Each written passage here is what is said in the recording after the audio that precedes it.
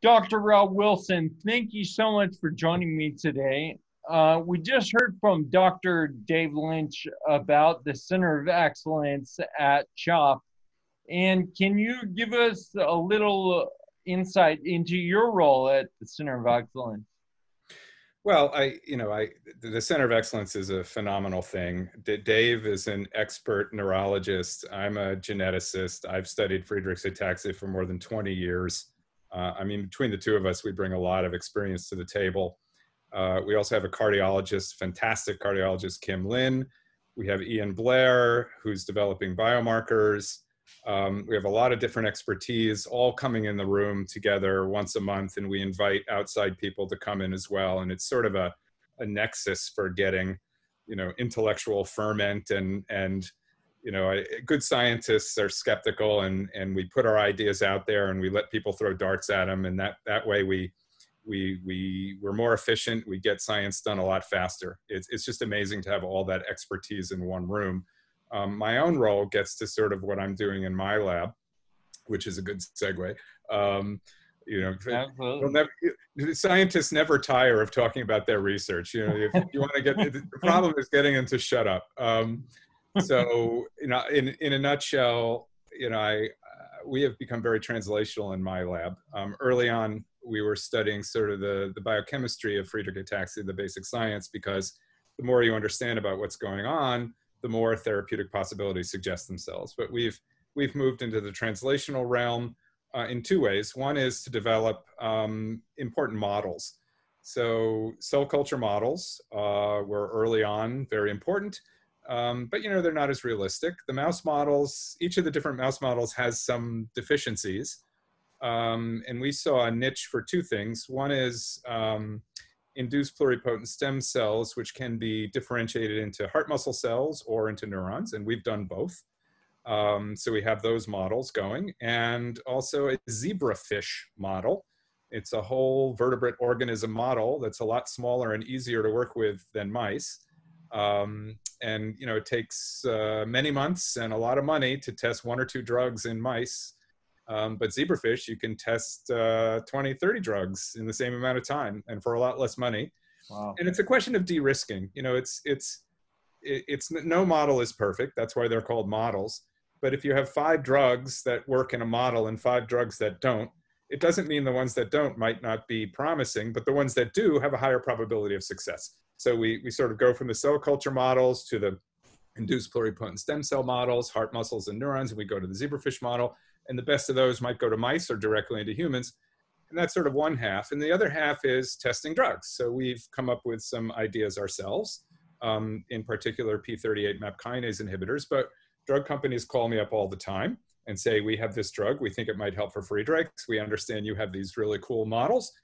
What do you say? And I say, okay, I'm a walking conflict of interest. I'm testing drugs for all your competitors. Are you okay with that? And I have a good reputation. And they say, absolutely, we are.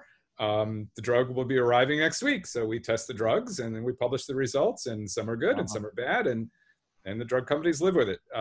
So we're kind of a clearinghouse for initial testing of potential therapeutics, particularly in the small molecule space. And I think that's important. We're all excited about gene therapy, and rightly so. I think gene therapy is going to be a big part of the answer, but I don't think it'll be the complete answer. I think small molecules are still very important, because with gene therapy vectors, you can only get certain cells, so Yeah. we'll get the most important ones, Yeah. but there's still going to be other cells that need help. And I think small molecules might be the way. So we've focused on that. Although I've done some sort of supportive work for gene therapy, the focus in my lab has largely been small molecules. Well, that's a huge service that you're playing for the FA community. I think, running all these potential therapies through a model to see if they actually work, and that's just amazing that partly that you get to do that all the time, right? That sounds like it is, and in an interesting way, it kind of reverses the usual basic science order. Usually you study how something works, and you study how it works, and you study how it works, and then you say, oh, there's an intervention point. Let's design a drug. I start with what works. Okay, so I test the drug. If it doesn't work, I'm done. If it worked, then I drill down and try and understand the biochemistry, because I want to start with what works, man. I'm translational. I'm going for treatments. That's what I'm about now. I like that. So you talked about the different models that you use that are obviously not human. Can you go a little bit further and talk about the importance of patient involvement in research and how you value that? Because I know you do. Oh, it's absolutely critical. It's essential for both tangible and intangible reasons. So the tangible reasons, I started working on Friedreich's many years ago, and we needed blood samples. We needed skin biopsies. We needed folks to get ataxia scales going. We needed folks for natural history studies. Now we need folks for exercise. It's because, if you don't have good endpoints, it doesn't matter how good a drug you have. You can't get it across the phase 3 endpoint and get it approved. So, the participation of volunteers from the Friedreich's ataxia community has been essential. I mean, without that, we wouldn't be here. We wouldn't be having this conversation. Okay, so that's a given. The intangible part is more personal. I go way back. I was the first scientific director of Friedreich's, and I got to know the folks on the board then, which was very small. And I still think about, Keith Andrus and Chelsea Lane every day. And I'm going to get choked up like Ron. Sam and Alex Bodie, Bridget Downing, and then the Averys and the Hamiltons and the Richells. These folks I've gotten to know on the board, their children, patients. They are very inspiring. And there are days in research where the equipment isn't working and the bureaucracy isn't working, and there's a technical problem that you're having trouble getting through, and just that inspiration is absolutely critical. And then there's this other guy named Kyle Bryant. You may have heard of him. He's very inspiring as well. So that's why he inspired me to do this, which was a fundamentally irrational decision on my part, I have to say. Yeah, let's maybe talk about that. You've got the awesome Ataxia Europe jersey on. Maybe talk about a little bit how you got roped into that, and maybe because you also ride with us every year in Philly as well. Of course, and I'm good for. I used to be good for 25 if I stretched, and then this guy Kyle Bryant, roped me in. He said to me, gee, it was in the fall of 2016, right after Ride Ataxia Philly. And you said to me, we're doing this ride in France and you're coming. And I said, okay. And I thought about it for a second. I said, what did I just get myself into? And he said, mumble. And I said, could you say that again? And I said, we're riding from Strasbourg to Lyon.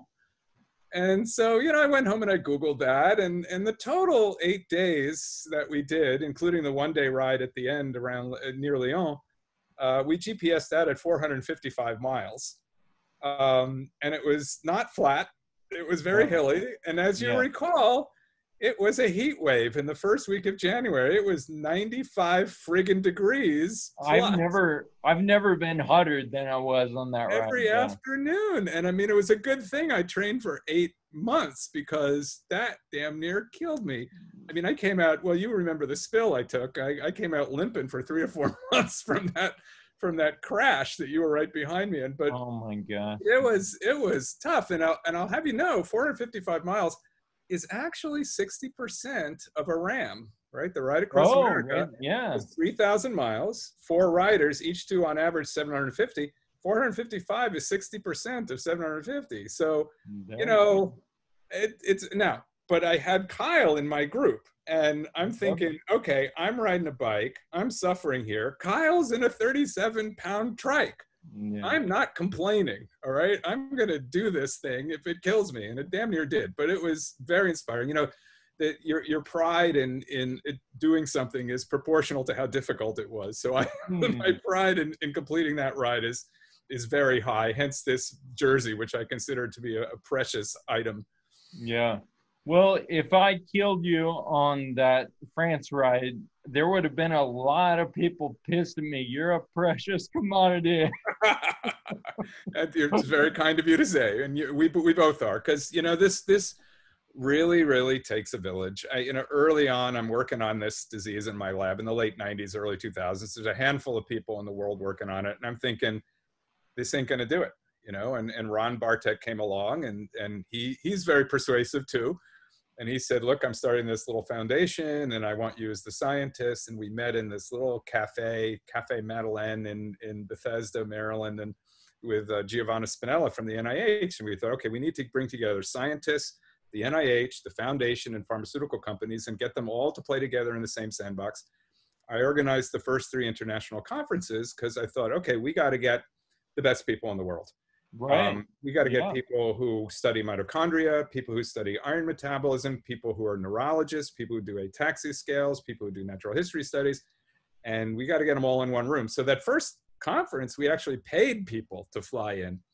Now they pay us to be participants, right? So we planted the seed, seeded the process, and got some of the best minds in the world. And, it's Ron, he takes a lion's share of the credit. He had this dream, and by God, he managed to make it happen. It's incredible.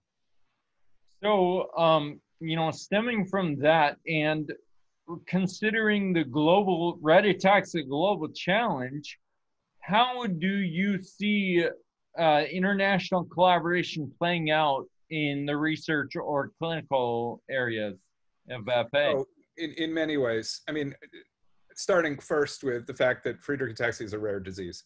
So you need numbers, right? So for natural history studies, for clinical trials, you need a lot of patients. And if you confine everything to one country, you limit yourself, right? So getting the international community involved, getting Friedreich ataxia patients in different countries to come out and participate, and putting the data together is critical for success.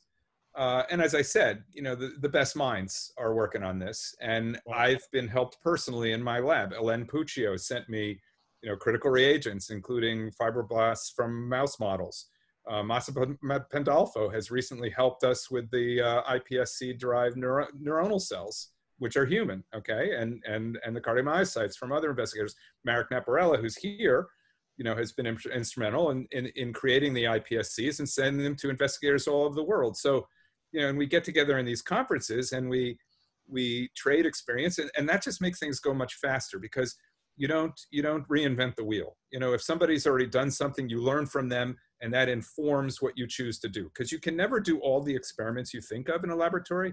I have 100 experiments I can do. I have to pick the best 5, right? And if I am in communication with all these folks and learning things before they're published, I can pick the best experiments and have the highest probability of success in the quickest amount of time, because I really am convinced we're going to succeed. Okay. The question is when and how long will it take? And nobody knows for sure, but man, we're a whole lot closer than we used to be. Early on in the early 2000s, I was considered the downer. Oh, Rob, you're always telling us it'll take more than 2 to 3 years. I was right. And, but now I've never been more optimistic, because we have so many shots on goal. Drug development is very difficult. Most drug development initiatives fail, but we have the highest probability ones going right now. We've got the gene therapy pipeline going right now. We have a whole bunch of things. We've gotten the ataxia scales. We've gotten the community. We've gotten the infrastructure. It's going to happen. I won't say when. I never do. You can't pin me down on that, but we're getting really close. Yep.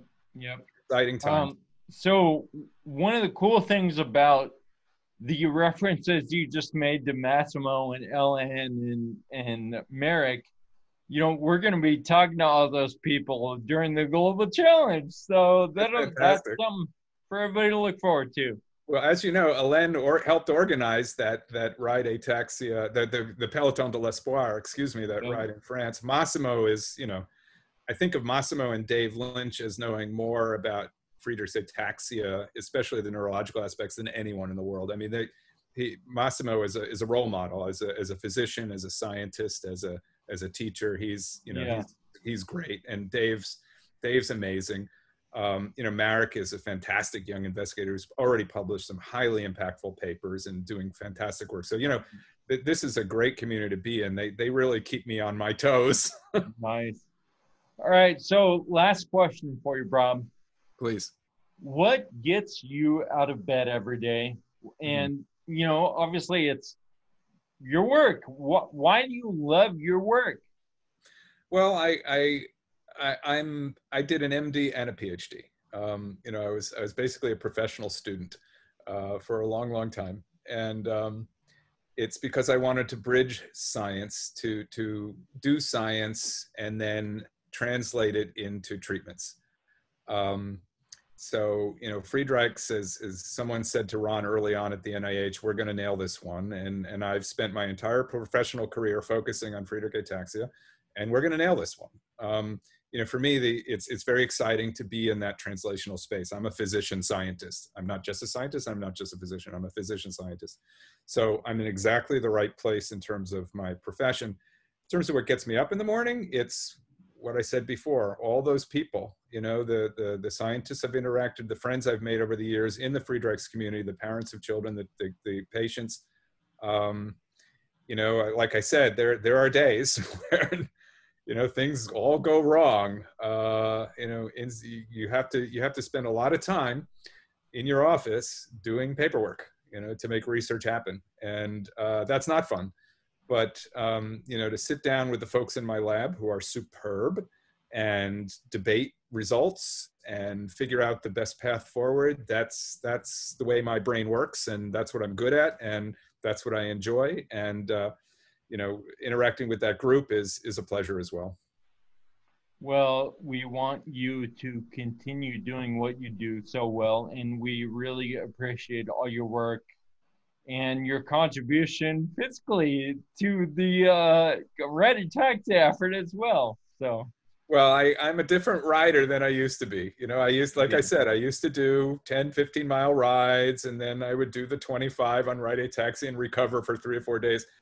Now I'm going out on 50-mile rides and meeting Kyle Bryan up at the dog park south of Phoenixville and riding through Valley Forge National Park. I actually did the complete loop a week later after I met you last time. Oh, cool. Yeah, and it's gorgeous, you know. So I'm a much more serious rider thanks to you, or I can blame you. I'm not sure which, but no, to me it's a kind of meditation. You know, I go out riding with people and we have great conversations, but I also go riding out on my own. And when I do that, it just, you know, it's as much for my mental well-being as for my physical well-being. It's really the closest thing to a panacea for me. It's exercise. It's good for my physical health, obviously, but I'm out there riding and I can just sort of get my brain to be a little still for a while. And then when I get back, you know, that's when the good thoughts come on how to proceed scientifically. So it's a great combination. All right. One final question. What is your goal for the Red Ataxia Global Challenge? I got to be careful what I say here. It could come back to haunt me. You know, it's limited a little bit by how much time I have. I've gotten to be a strong enough rider.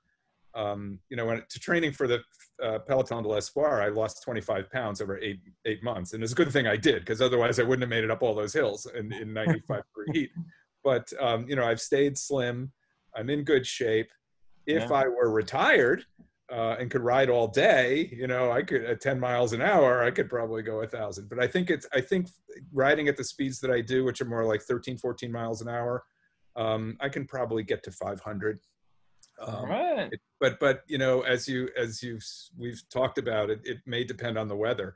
Yeah. You know, if we get sidetracked for a few days by howling winds and a hurricane, that may knock me off that goal. But I'm a pretty determined guy, as you have learned. I may not be as determined as you are, but that's the wrong measuring stick, right? So I'm pretty damn determined. Yeah.